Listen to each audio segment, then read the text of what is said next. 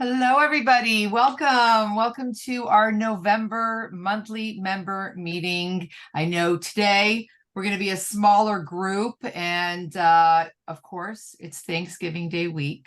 So we tend to have smaller groups during that week as everybody is getting ready to prepare for the holidays, and want to start off on that note of how grateful we are at the NADP, Nicole and I, for all of you guys, all of our members, all of our CDS designees who are making a difference every day with their divorcing clients. And we're so grateful for that, because you are all on this mission with us, on this journey with us, which we started 8 years ago, and we'll continue to do for umpteen years ahead, and make sure that you are all properly equipped with the right knowledge, the right connections, the right resources to provide the best possible service you can to divorcing families. So thank you all for that.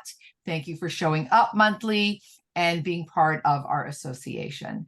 So on that note, just before we get started on this meeting, I want to make sure everybody knows to go ahead and on your name to make sure that you put, if you are a member, just to put the word member first before your name.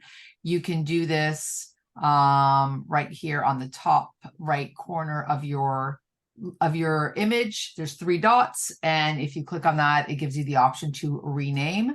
If you are a guest, please put the word guest before your name so that we know that. Although at the end of today, we'll probably just all be in one group together to be able to do the breakout session after Mike gives his presentation. I am going to now, and you all know the drill. Most of you, I think all of you have been on a call before. The drill is feel free to write your name and your information in the chat box. This saves to your computer. So at the end of the meeting, you can click that save button that's right in the chat box. There should be also little dots that you can click onto to save the chat. This way, if there's somebody here that's on the call that's going to be a valuable connection for you, go ahead and reach out to them and say, hey, how's it going? I'd love to meet you. Maybe do a one-on-one Zoom call. This is all about you being able to grow your resources with like-minded professionals. And especially now, and I say this every month, is a great time to expand your resources throughout the country. Even Canada, we have members in Canada. There's so much movement going on across the country, whether it's relocation, whether it is legal issues. There is the necessity to be connected with other professionals across the country. We get this all the time. But if you are a member, then go on the Facebook page, make sure that you're listening to it, because there's people requesting referrals all the time in different states. And even if you're not that referral, if you know someone that you trust and that you recommend in the area, that's your opportunity to help somebody else out. So put that in there. If you have any questions, feel free. We have amazing Cybele who's in the background. She's paying attention to anything going on, if anybody needs anything at all in that chat box. And I think that's all that I have to share. By the way, I'm Liz Becker. I didn't even announce my name. I assume that everybody here knows already. I am the president and founder of the NADP, as well as the senior trainer of the Certified Divorce Specialist program, which I just am so grateful for. I just came back from Toronto. We trained a law firm in Canada because now that we've introduced CDS, and we've actually customized it for Canadian law too. So really exciting that we're going to be growing that aspect out. So if you know anybody in Canada, let them know about it. It would be of great help. And without further ado, I'm going to introduce the other fierce force at the NADP, with her will and desire to also make a huge difference for divorcing clients and for you guys, for the professionals. And that is Nicole Fewer, our VP of Operations and Development. Thanks. Hi, everyone. I think I know everybody actually on this call, and some, like I said, new members here that I've had the pleasure of talking to. So welcome to our monthly member meeting.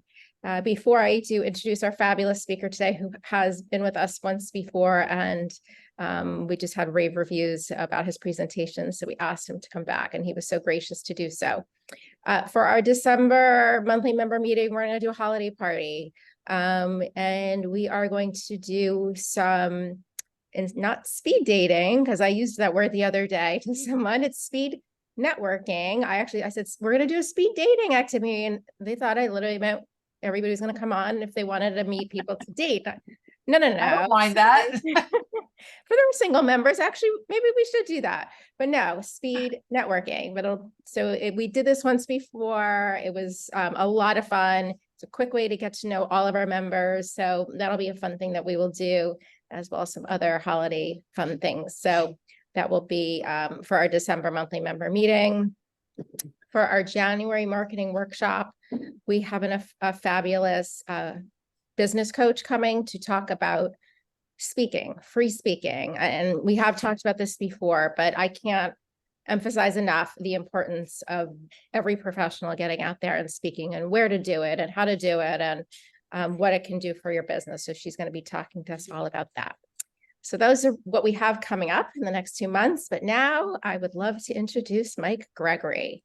Michael is an international speaker, author, and consultant who helps clients identify, address, and resolve issues with the IRS, business to business, and within businesses. He has helped hundreds of clients work through conflict and negotiate winning solutions. Mike is a negotiator, a facilitator, and a mediator. He is effective at teaching others how to work with difficult people, we understand that here, to de-escalate situations, listen effectively, and build relationships. He is known to bring out the best in others. Mike has presented over 350 presentations, keynote addresses, and workshops, written 12 books, and over 35 published articles. I could go on and on. I've read a lot on your site, Mike, and wow, there's a lot to say about you, but I'm going to let you take it away and share what you have to tell us all today. So thank you for being here. Well, thank you for that gracious introduction. I love the music you just started. We are family. I talked with Liz and Nicole before we got started. The two of them are definitely a dynamic duo, work very well together, and I appreciate you graciously asking me to come back and be here today. So thank you. I'm going to start sharing my screen here.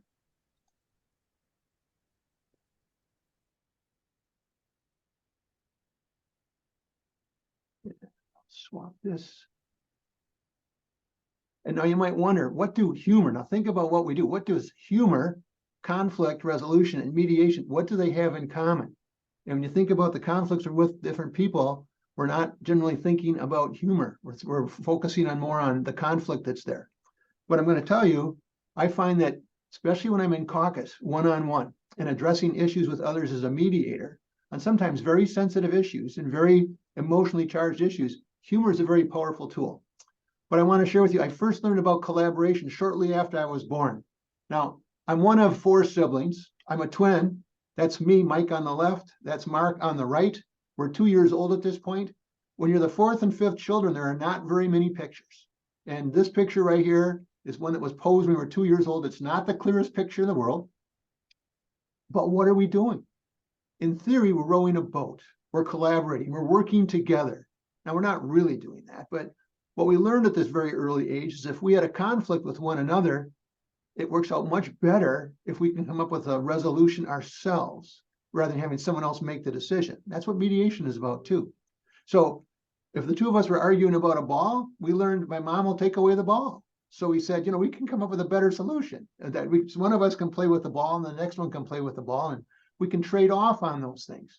So in a similar vein, we're going to address collaboration and working together and addressing a number of different things. Here's the overall of today's agenda. We're going to talk about the benefits of humor in conflict, explain the benefits of using experts in mediation. And that's where I fit in. I'm a mediator, primarily business valuer to business valuer, both sides. They've got a conflict. One says it's worth 20 million. One says it's worth 2 million. How do you address that? They're both ready to go to court. The attorneys are ingrained that I'm right and they're wrong. And that's the kind of thing I run into. That's the area I work in. And then how to work more effectively with your clients and experts, if you have experts that you're working with in your cases. And then I've got a couple of bonus items that are just kind of fun that I think you might enjoy here at the end too. So let's talk about what is humor and defining what is humor. And hang on a second. I'm just moving something on my screen. There we go. It's a positive mood or state of mind. We all know what it is to laugh. Look at these people in the picture. Hey, are they having fun? And that's part we got to say, can we address that? Can we approach this that we have a serious topic, but can we have some fun with this too? And it turns out when we do this, there are biological impacts. We take in more air. For our brain, it's like taking a painkiller. Isn't that great? It helps reduce stress. It reduces stress for people who have dementia. So that's why one of the reasons folks who are in dementia, unless they might be in some kind of nursing home, they try to do things to get them to laugh and have some humor and have some fun. Laughter brings people closer together. So I look at this when I'm mediating between two different groups, and let's say I'm going back and forth. I talk with them, I build trust, we work with each other, I bring in some elements of humor. They see me as being authentic and being a person. So it can help with managing the conflict. And the same thing with the other side. I come, I listen to them, I really listen. And then we work together. And I bring in elements of humor in here as I learn more about them and where they're coming from. And laughter just helps reduce the tension, and it helps them put things in perspective. Yes, we have a very serious topic here, but we also can realize we can take this with not as much tension. But when you incorporate this humor, you got to be careful. You don't want to make the other person the demon. I can be the butt of the humor. That's fine. I make things about myself, about something silly I've done, or somebody in my family, or a pet, or something else. But I'm not there to ever include hurtful sarcasm type of humor. That only makes things worse. And it also helps if you're pretty spontaneous. If you're a quick thinker, there's lots of things you can do to add humor in a given situation. And it makes the parties then less defensive. It makes them more open towards interacting with the other party. So they need to appreciate whatever you're going to bring up that's humor. Usually for me, it's like a one-liner. I'm not so much on telling jokes or talk about family situations. And that tends to make people smile. And it needs to be from a perspective, it's all in good fun. Clearly, if it's not, you can damage the relationship. So it's not just unabated humor, it's humor that's appropriate for who you're interacting with. And will they appreciate what you've said? They understand the intent. And sometimes I screw up. And when I screw up, I admit I've screwed up. I'm sorry. I didn't realize this or that. Something may have happened in their lives that this may be somewhat humorous, but something's recently happened to them. As we were talking here earlier, I'm talking with Nicole, and she shared on a very sad note that her dog of 16 years has passed away. That's sad. But then I talked about, well, I have these 3 granddogs with my son and daughter-in-law. And that's on a positive of, we talked about those dogs and things about one of the passings of one of those dogs. But you want to have the positive intent. You're willing to give off some signals and see if this is somewhere you want to go or not go. And do you need to back off of something? And if you've offended someone, you need to apologize and then don't do it again. So check out the nonverbal cues. You see a lion and a little girl here. It's like, this is a photograph that is this really real? It is really real. And then they obviously get along well with each other. This lion's been well fed. It's not going to eat the little girl. But even in a very tense situation of a lion and a little girl, you don't think of this as could they be together. And that's where I commented. I can be the butt of the joke. Self-deprecating humor goes a long way about what could address others and make them smile or loosen the tension in the room. But we don't need any mean-spirited humor. We, again, keep it above the board. So other examples I have, playing with babies or young children. I have a newsletter that goes out. My newsletter listing now just topped 23,000 this past week. And that newsletter comes out every other month for 2 different groups. One's related to IRS type things, and the other one is not. But they both involve conflict resolution and elements of collaboration, negotiation, and mediation. And I always have a humorous video there. And I can tell you, of all the links, I typically get over 1,000 hits on the humorous link that I have, some video of something that folks who are reading the newsletter, they like the humor. And if you listen to children, I've got 2 granddaughters, and just being at the bus stop and listening to them and talking with their friends, things they say, I can pick up things from that. Also just playing with pets, because pets do so many things. They give unconditional love. And with those pets, there's things that come up, there's things that you could potentially talk about in terms of humor. And then just playful interaction. And I have another site here with helpguide.org that deals with wellness and mental health. So there are things that if someone's dealing with those kinds of issues, with mental health issues, there are things you can do from that help guide and incorporate humor in that venue as well. Well, now moving a little more serious perspective. When you take a look at conflict and you look at what's happening with various parties, whoops, I'm sorry. You look at what's happening with various parties. I just want to take this back one. Here we go. The question is, do you see this conflict as an opportunity? Do you see it as there's a way I can try to help someone that has potentially a bad attitude? They're in a tense situation. They don't want to be here. That's where you are. You're dealing with the client. You're working with the client. So do you view it as an opportunity? And I view these as an opportunity. That's why I like conflict resolution. I come in with very tense situations and a lot of anger, and I help to de-escalate the situation. And that's what you want to be doing too. So do you look at this as an opportunity? That's your attitude. That's why you're a professional working in this environment. And a conflict, you know, is two people that have some disagreement on something. Now, if we have a disagreement, and we both really care about something, this can actually be a chance for collaboration. So in divorce, as you know, you may have a conflict between two adults, but they're children. And I know from within mediation with families, let's focus on the kids. So when you begin to focus on the children in family law, I don't do family law mediation. When you look at family law mediation, look at the conflict. If you focus on the children, that can cause the parents to become collaborative because they are focusing on the children. And if there's a negative element there, of course, that can be a clash. That can be negative. That means we're worrying about me. I'm not worrying about you. And I've got someone who's even coaching me to possibly be negative. Sometimes with the folks that are involved, the advocate can be looking for the last dollar. And really, if we had a closure here, that may not be where the other person wants to go. So what is conflict resolution? Well, there's a formal and there's an informal process that might take place. It is a process, and different people approach this different ways. As you know, you can go to court, that's a legal remedy. You can go to arbitration, that's somebody else making the decision. And you can go to mediation, and that's where, as a mediator, and that's what I do, where a mediator helps the parties reach a decision. They help the parties come up with something that maybe they didn't see themselves. They may have seen the problem like this, but as you begin to expand and look at this from different directions, what about other stakeholders? What about grandparents? What about friends? What about aunts and uncles? What about neighbors? What about friends of the kids? Begin to do this, you begin to look at it from a broader perspective of let's look at it from other perspectives that maybe we hadn't thought of. I once did a mediation between two major corporations, and they happened to have this session in Colorado Springs, Colorado. And neither one of those major companies were there. But when we got done with the mediation, the chairman of the board of directors of one of those companies said to me, Mike, you're not a problem solver, you're a solution provider. And I said, what do you mean by that?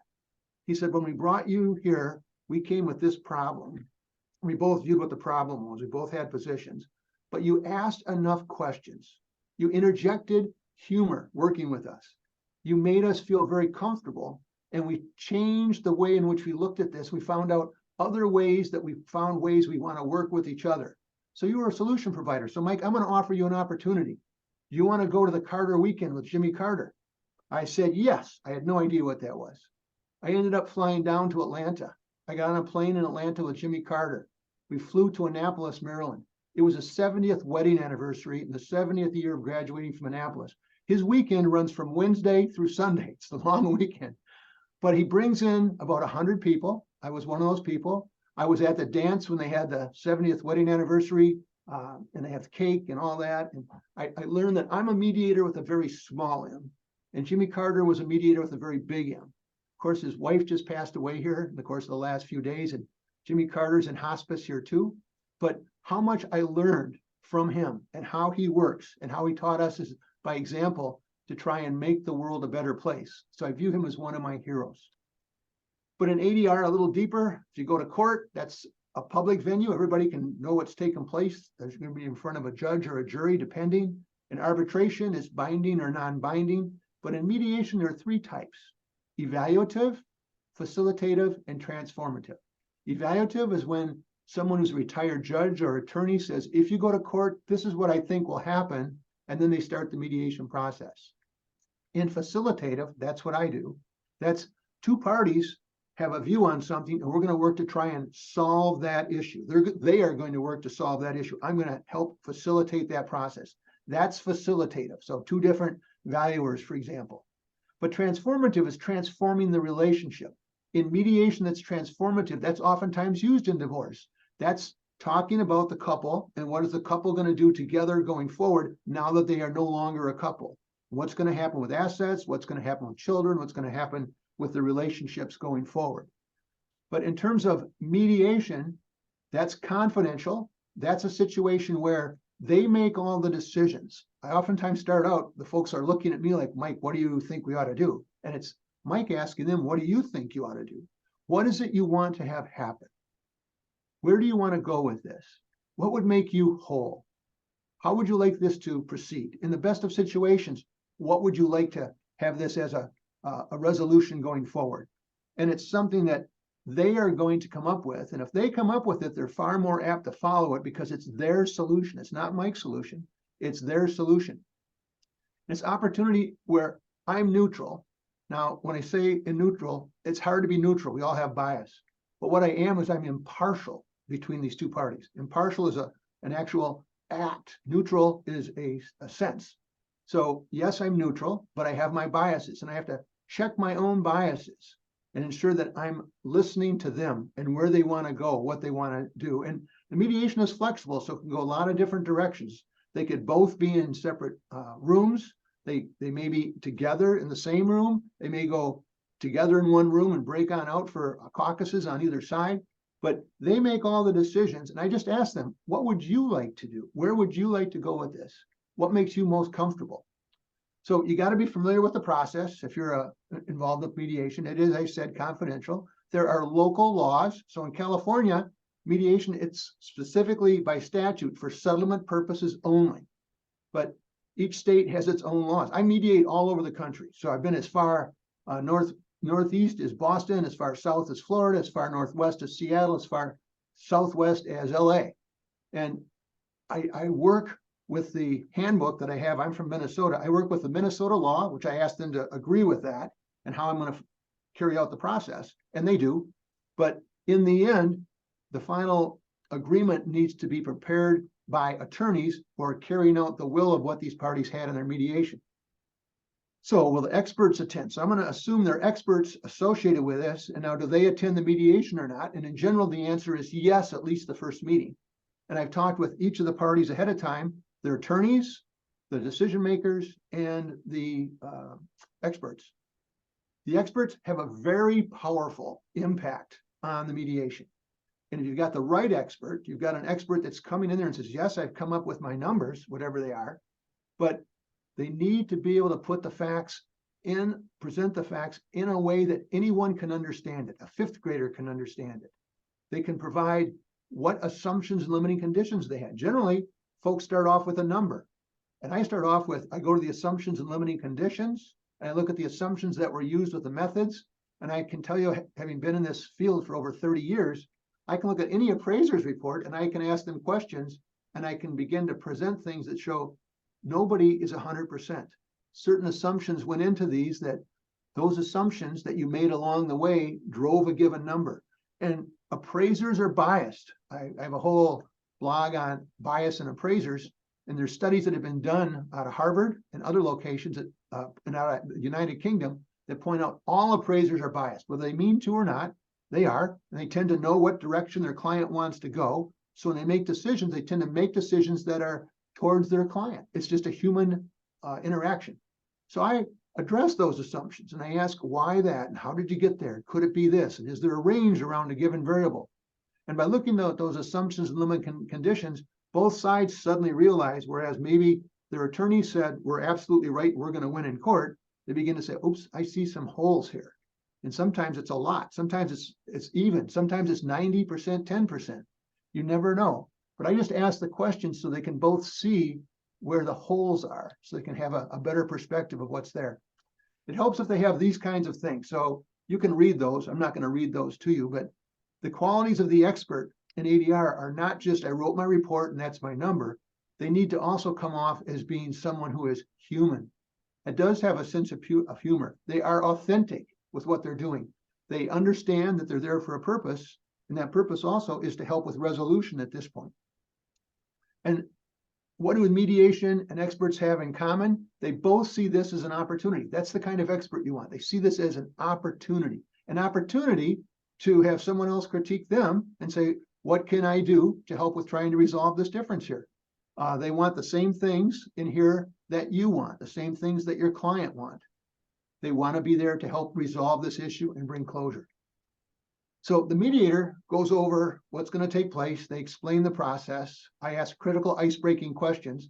My typical question that I ask, I've got everybody in a Zoom right now. So I've got attorneys, I've got experts, I've got the decision makers. And they both come into this with the perspective, okay, I'm ready to take action here. And I ask them a very simple question, everybody in the room. Tell me about something recently in the last 30 days, something positive that impacted you or you were involved with or something happened personally.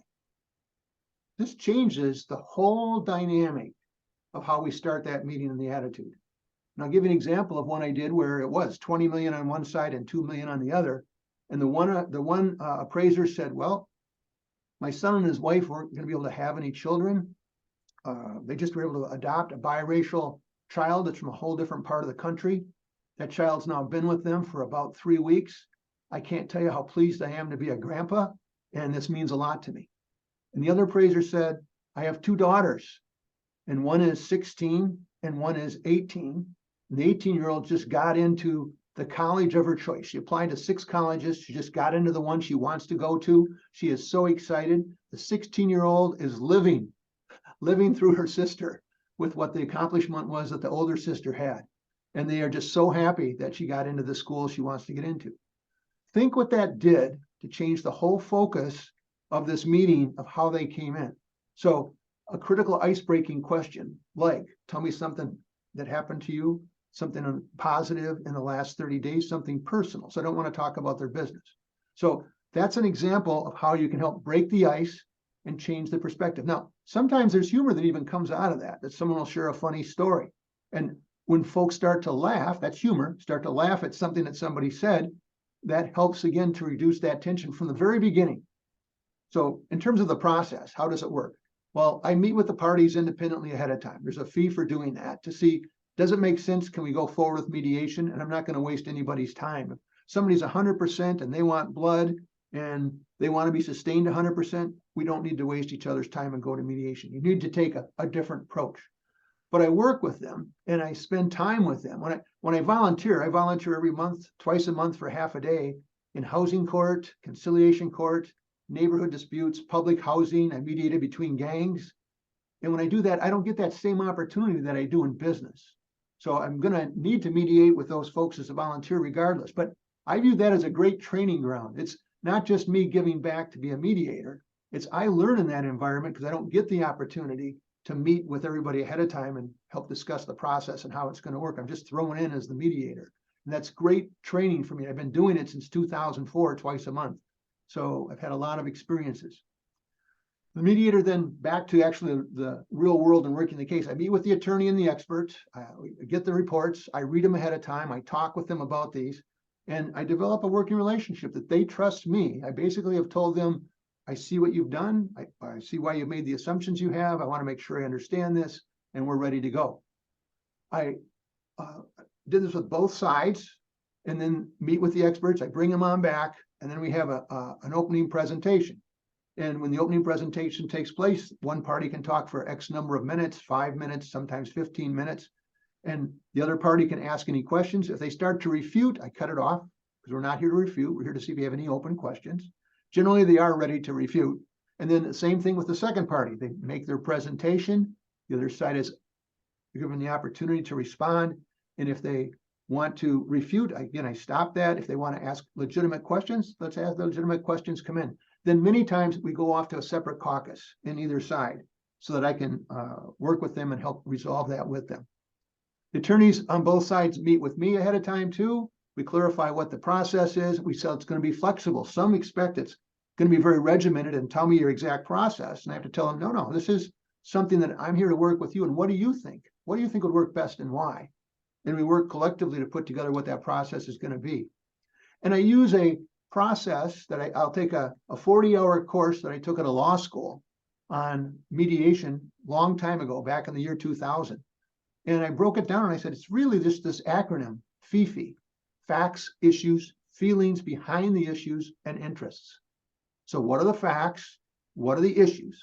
What's the emotion behind each of the issues? And what are your interests? And then I work the process. I work with them to address what we can address between the two parties given their different interests. And flexibility, as I said, is key. I've had these where they last an hour. I had one once with, this is in business now, with the IRS. I had one that had 12 issues. It lasted 4 days. That's not normal. Usually it's a fraction of a day. With Zoom today, I find that there's Zoom fatigue. So I generally say we're going to schedule this for 90 minutes. The first one is 2 hours because it's a half hour to ensure everybody understands the administrative parts. But then it's 90 minutes and then we break. And then we might meet again, and maybe a third time, sometimes even a fourth time. And not with all the experts, not with all the parties. The first time, all the parties are there. The second time, maybe the experts aren't, but the client and the attorneys are. The third time, it might just be the attorneys, for example. But this is the process that I have found works very well. And in fact, attorneys have come back and said to me, this works better than face-to-face, because when you're together 90 minutes, and the next time you can get together might be 2 or 3 weeks with people's schedules. And then we come back and do that a few times. We actually think about it more. We apply very thoughtful process to the situation. And I think we're coming up with better solutions actually doing this virtually than doing it in person with let's get it cranked out in a half a day or a day or something. So you want to ensure you understand what your client's interests are, and they want to spend less. They want to get to an acceptable solution, and they want to have closure. That's what the client wants. So bringing in the experts early, that's the best. But I've been in cases, I was involved with a case in the Northeast here recently, where they had been 4 years in court, and they'd been before the judge several times, and they felt the judge really doesn't understand the value of this business thing. And both sides thought they could get hammered because they don't think the judge understands it. So they came to mediation late in the process. And as I worked with them, the two parties presented what they thought was reasonable and what they wanted. And by the time we got done, they came up with a solution that worked. The one party said, I want 10 million. The outspouse says, I want 10 million. And the in-spouse says, the business is only worth 6 million. Well, you're not going to get 10 million out of that. By the time we got done, the in-spouse admitted their business was worth quite a bit more. And then the outspouse said, well, I just want to get 10 million, but I don't care when. So that was a real big opening. That says you can take 10 million and spread it out over 10 years. And when you give that present value back, the present value came back to about 6 million. And this other party was willing to settle for 6 million. So the two of them came up with a solution that made sense to them. And again, I maintained a sense of humor with both of them. So they both saw me as we can trust Mike. He's giving this to us as a way to try to resolve the issue. So that's why being up front is important. You have to make sure you've got the right expert on board. You don't want someone who's arrogant or going to tell the other side why I'm right and you're wrong. And if they have a good sense of humor, that really helps. Again, early settlement will save a lot of time, save stress, allows for a more timely closure. That's the ideal, but oftentimes you don't get that opportunity. And again, work with the client to know what they want, work with them towards closure, underline what their interests are using that fee model. And some additional thoughts. The mediator mediates with clients and attorneys present, face-to-face or shuffle as the caucus. There's special interests that can come up. I have 2 agreements that we actually signed today. One agreement is a mediation agreement. The second agreement is an agreement with respect to a virtual mediation. So you have to check out these other things in here and making sure you're addressing these kinds of things. And as I said, the first meeting, we come in about 30 minutes early. After that, we check in about 15 minutes early, and then we can proceed with the virtual mediation. So working with experts, mediation, it means you got to plan this out. You need to think about some other things you didn't think about previously because you've got the expert, you've got the client, you've got the attorney on both sides. You've got the mediator who's working to do this. The mediator needs to speak with these folks ahead of time. They have to come forward with, they understand what the process is, but the process is flexible.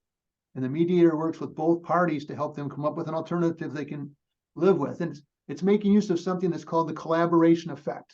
And the collaboration effect is something from neuroscience. I've been working with neuroscientists, 4 neuroscientists for over 10 years. And it's very effective in alternative dispute resolution. And essentially what the collaboration effect is, you need to build a connecting, authentic relationship. Again, that's where humor can come in too. You want to really connect with them with what are their interests? Where are they coming from? What do I know about them? How can I tie in with them with what they have interests in? And listen to them actively. That means I use an acronym. I teach a whole course on listening. And I use an acronym called PASSED, PASSED. Paraphrase, ask open-ended questions, summarize, suspend judgment. That's hard. Like I said, everyone has bias. Me too. I have to suspend judgment sometimes with the things that I hear. And then I have to empathize with them. And then do not offer advice. As a parent who had teenagers, suspending judgment and do not offer advice, I wish I had known this when I had my teenagers at home. They're now out of the house. So I wish I had known this then. In my book on conflict resolution, or on the collaboration effect, I say listening is the most important chapter in the book. And then educating judiciously the way they want to be educated. 70% of us are visual learners. They want to see it. And I ran an expert witness group. I was an expert witness. I testified in court. I prepared for court dozens of times. I then became the manager of that group. We grew the group from 9 to 21 experts over the course of 3 years. We had 10 to 12 cases docketed at any one given time. So it's a lot of cases. And I learned to prepare the report as an expert for a specific judge. We researched all the decisions by that judge ahead of time. And we found out certain judges like certain things. Certain judges don't like certain things. Sometimes we had to say to this judge, I'm going to tell you why this given method that we know that the judge doesn't like it, but I know, Judge, with this particular case, why this method is appropriate in this case. Spend additional time to educate the judge on that. And at other times, we just say, we're not even going to propose a given method as an expert because this judge doesn't give any credibility to that and it's just going to irritate the judge. So connecting relationships, listening actively, and educating judiciously. These are key. And why do we do it?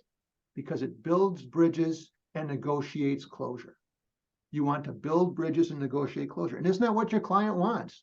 All the clients want to come up with something, how we can come up with a solution we can live with going forward. Well, I have a little pocket guide. You have a PDF of this. It looks like this in hard copy. It's a little thing that folds up, fits in a pocket. And this little thing in the pocket guide's hard to read here, but I'm going to blow it up on one side and then on the other. And on the left-hand side, I talked about listening. So listen with 100% attention, ask open-ended questions, and check for understanding. And on the other side, there's listening actively again. And my number one question is, what would you like to have happen? Sometimes I have to ask that a half dozen or dozen times in different ways because they're not sure what they want to have happen. They want this to be over. They want to be listened to. They want to, sometimes the other party wants a relationship and one party doesn't want a relationship. So there are different things of what would you like to have happen. And then center, starting at the top, be tough on the problem and gentle on the people. Acknowledge your emotions and theirs without blame. I use the term, you want to stop BO and BS. Now you might think BO and BS are something else, but BO is don't blame others and don't blame self. And treat others as they would like to be treated, but you don't know that until you know how they want to be treated. And then positions polarize, interests integrate. Behind every entrenched position is at least one interest, and the interests hold a seed to a solution. Well, that's just from my book, The Collaboration Effect. That's the ebook on the left. I'm sorry, it's the hard copy on the left. That's the ebook on the right. And here are two bonus items. I told you about listening, but then I also going to tell you about leading. You want to lead with compassion. This comes from your prefrontal cortex. Until November of 21, they thought compassion and empathy were in the same place in the brain, but they're not. Compassion comes from the prefrontal cortex, and it's about being calm and confident and competent. And that's what you want to be, calm, confident, and competent as you lead someone through this trauma. But at the same time, you want to listen with empathy. That comes from the anterior insular cortex back inside the brain. Everyone has empathy, but we have to learn compassion. And empathy is just putting myself in their shoes.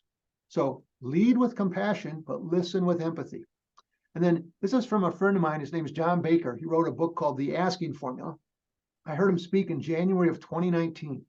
And I took his book on the asking form and I said, it boils down to this. You have to decide what you want. You have to ask for it. And before you meet with the other party, think about this and have 3 reasons why this is beneficial for them. I heard that in 2019. I brought this into my business with my clients. This has worked wonders for me. So someone calls me up, they're talking to me, what it is that they want. They're gonna come at me several different directions. I know that.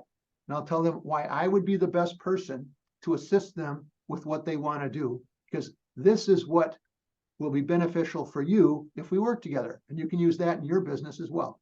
And then the bottom line is be quiet and listen. We tend to want to talk. This is listening to them and let them talk and ask additional questions. So it's not about me.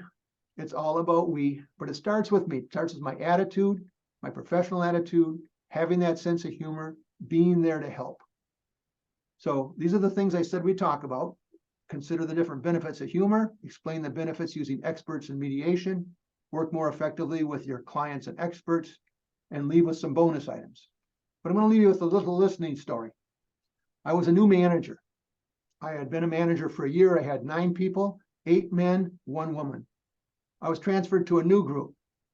There were 7 people, 6 women, 1 guy. I was a young guy. I'm in this group about 2 weeks and I just thought something isn't right here, but I don't know what it is. So I asked one of the employees that I thought she'd be honest with me. I said, Gail, something's not right. Can you help me here? And Gail says, well, Mike, and she looks down, her face gets red, and she says, Mike, there's times when we come in your room, we just want you to listen. I said, okay, I'm a guy, I'm thick, I don't get it. When someone comes in and asks a question, my normal response is just to give a solution. And I don't understand how I can differentiate when you want me to just listen. So we had a group meeting.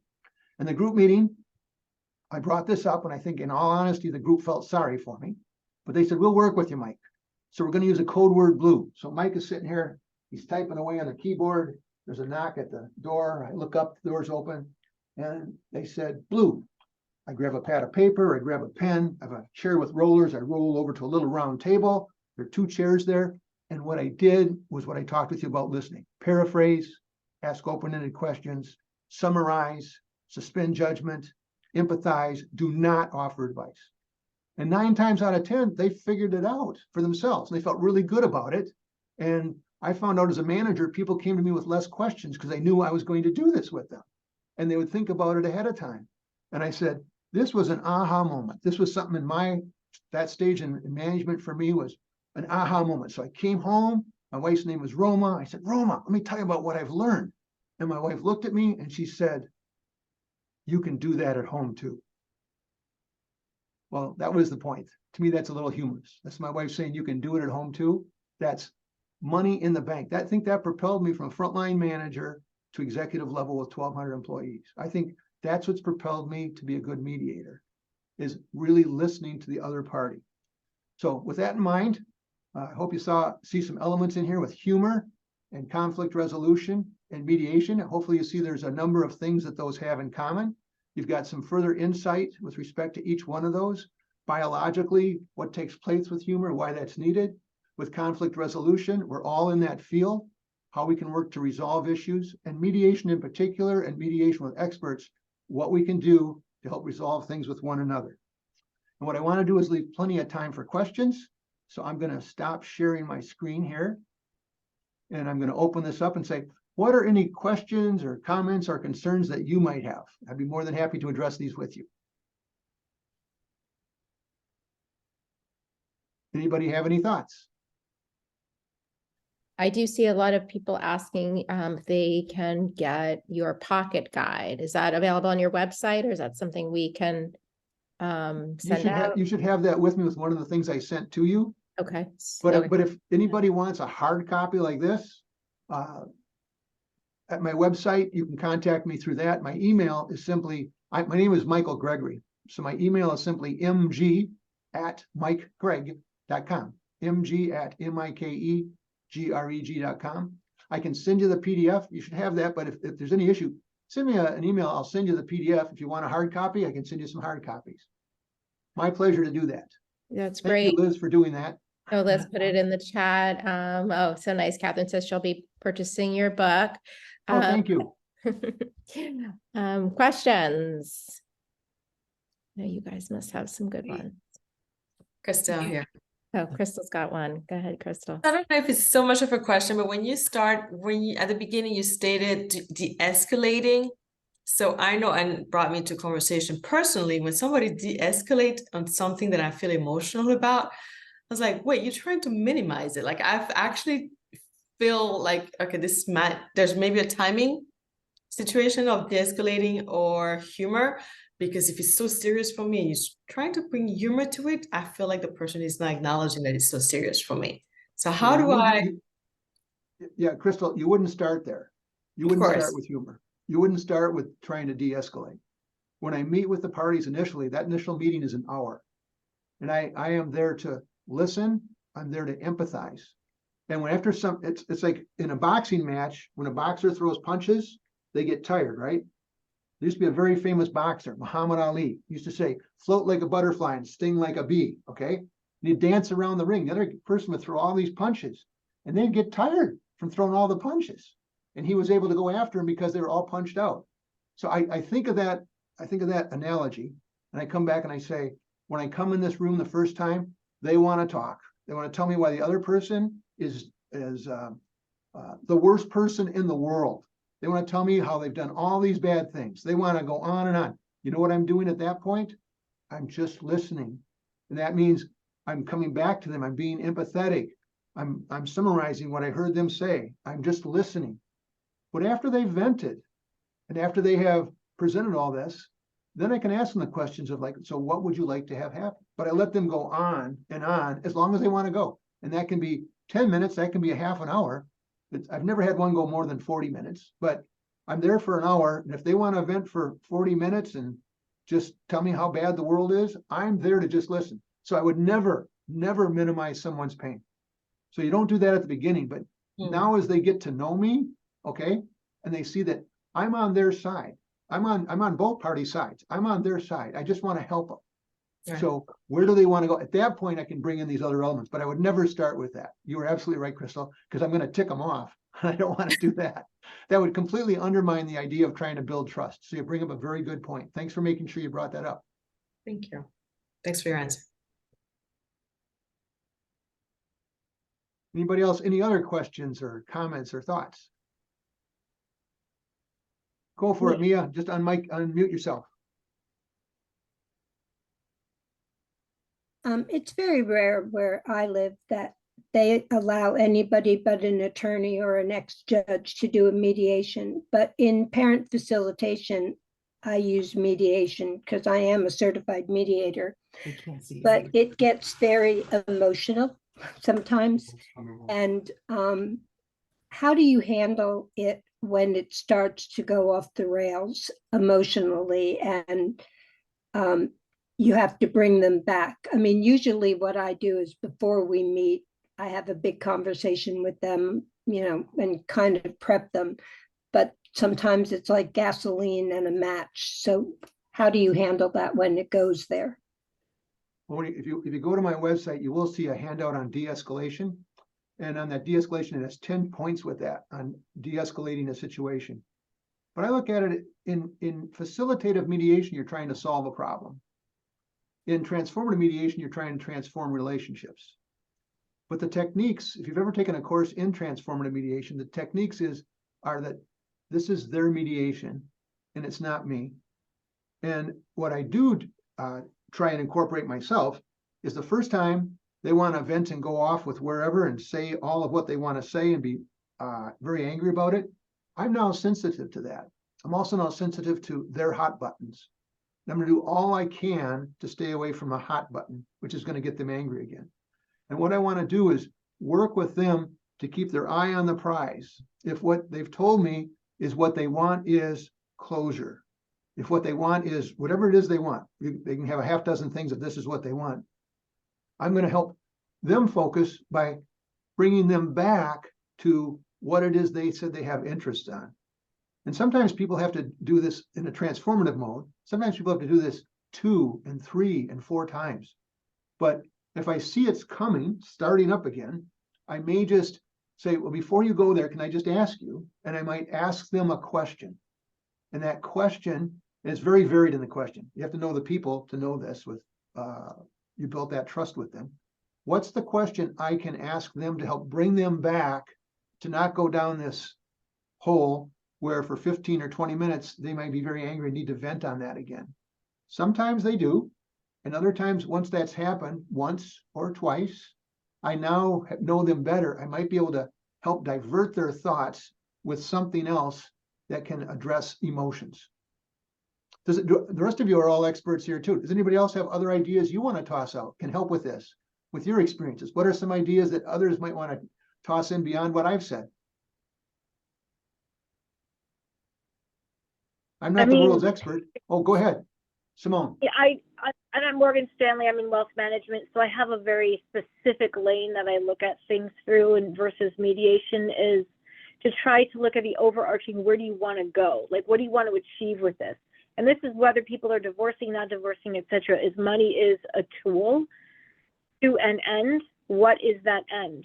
And what does how you spend the money reflect your values? Because if you say, I just really want the money for the kids, and then you look at statements and all they're doing is spending money on going to spas, well, like there's a mismatch there. In your head, you want it to be for the family, but you haven't quite moved to that direction yet. So that is a way of like, let's get to the commonality. Who are we trying to help with this money? Are we trying to use it as a weapon, or are we trying to ultimately do it for the betterment of the kids, assuming there are kids? And then if that's the case, then the more we argue, the less money there is for the kids. That reminds me too of a thought. A comment that I will use is all budgets are moral budgets.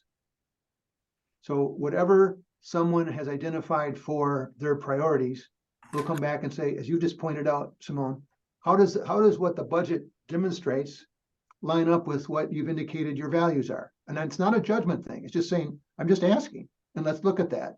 And how much money is put away for, you can categorize it, for savings, how much money is put away for education, how much money is put away for whatever, and then look at what the expenses are, and does that make sense? And ask them if they see if they want to do something different. So I'm dealing with budgets relative to businesses. It's the same thing. How much is for reasonable compensation? What is reasonable compensation? How much is for distributions? How much is for working capital to put back in the business? So on a very similar vein, we're both looking at budgets. You're looking at individual budgets. I'm looking at business budgets, but the same question arises there too.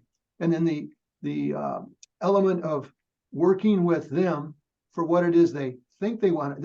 There's what I ought to do, there's what I want to do, and there's what I do.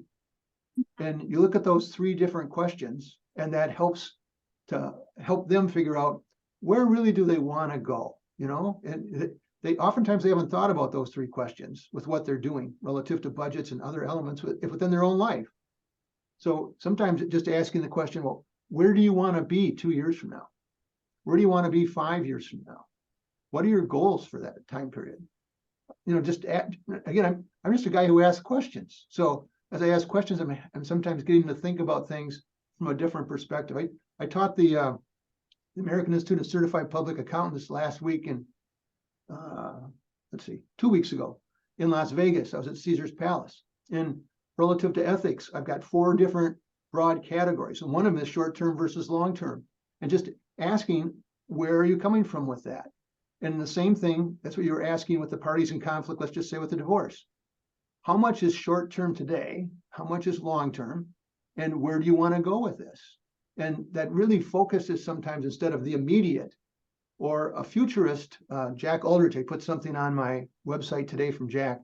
He's a futurist, and he said, he's got a little 1-minute video, and he said, for businesses now, he's saying, you usually think of time and project management, you think of, there's a start and I'm getting things done, and I've got to get things done on a priority basis, on a day-to-day basis, and get those done. But he says, I want you to think about timing differently. I want you to think about first the future, because the future is growing exponentially. The stuff with AI and things, it's growing exponentially. It's not linearly. And you think about the future for 2 years from now, And how does that impact what I'm doing today on the projects and things I'm working on? So think of it that way, because if you get it mostly right on the future 2 years from now, then you'll be in much better shape than what I'm got my head down and I'm doing today, day to day. And I think that's just another element of how we can change our way of thinking. And that's what I think you're doing there too, Simone. Changing your way of thinking, what's the priorities, whatever they are. I'm not judging, I'm just pointing out. So going to the spa, if that's that important, go for it. Yeah. Any other questions or comments? We got just a couple of minutes here.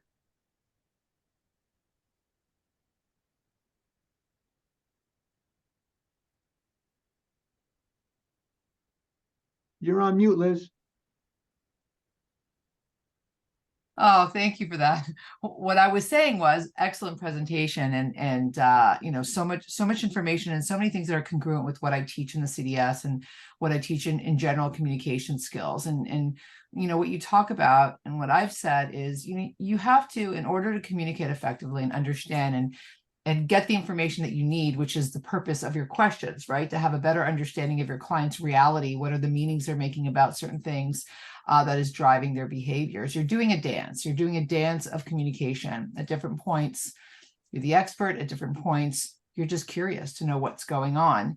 And one of the things, and Simone, and what you're talking about as well, that I think is important, people have different motivational structures. So, and you said it in a sort of a different way than what I say it, but similarly. So most people can be driven to make decisions based on their desire or based on their necessity or based on possibility. And you can clearly see that in behavior of people. Like all of a sudden you'll see one person that only does things that they actually want, that they enjoy, and I find that to be the younger generation has really developed into that being, right? It's that instant gratification. I'm only going to be motivated to do something that I want to do that's going to give me some kind of outcome that I like, that I want, that feels good. And then you have another, motivational structure of need, of necessity. And I think that generationally and different demographics, you can see that more prominently, that people are just pushed at doing things that they need to do. So they need to make this decision. They need to make sure their financial decisions are going to be based on what's needed, not what they want, what they like, or what they think is better. It's just what they need to do. And then others are just those people that are spontaneous, that if something is available for them, they're going to do it, right? That possibility. So understanding the mindset of your clients can definitely help in all of those areas, and even into bringing the humor and Chriselle, what you were asking about, noticing what is the reality that they're making in their mind would give you that idea of when is it the right time to be able to throw in humor or not, when is the right time for me to be able to share my expertise, or maybe I just need to listen and get a deeper understanding. Is this person driven? Because if this person is driven by what they want and the information that you're sharing is not congruent with what they want, it's not going to go anywhere. That's when you're going to have. So whatever you're representing or whatever you think is the right decision has to fit into their model of what they want. And that would mean, what is that greater picture? What does that money mean to them, that you can sort of fit it in that package, right? So these are all things that I think are so important. And you've covered a lot of that in this presentation, Mike. So kudos to you. Excellent. Very well done. Well, thank you. I'll just close out with a statement here at the end. My mission statement is to provide my clients with top quality service by helping them understand, resolve, and conclude with whatever the issue might be. In short, do the right thing, do what it takes, and have fun. I want to thank you graciously for inviting me back. I appreciate the dynamic duo of Liz and Nicole. I appreciate being part of the family here today with We Are Family, starting off with a song today. And with what's going forward here with today with Thanksgiving, I'm very thankful to be here with you. You're very gracious to have had me. I had fun here today. I hope you had some fun too. And with that, I just wish you all well. Thank you for having me here today. Thank you, Mike.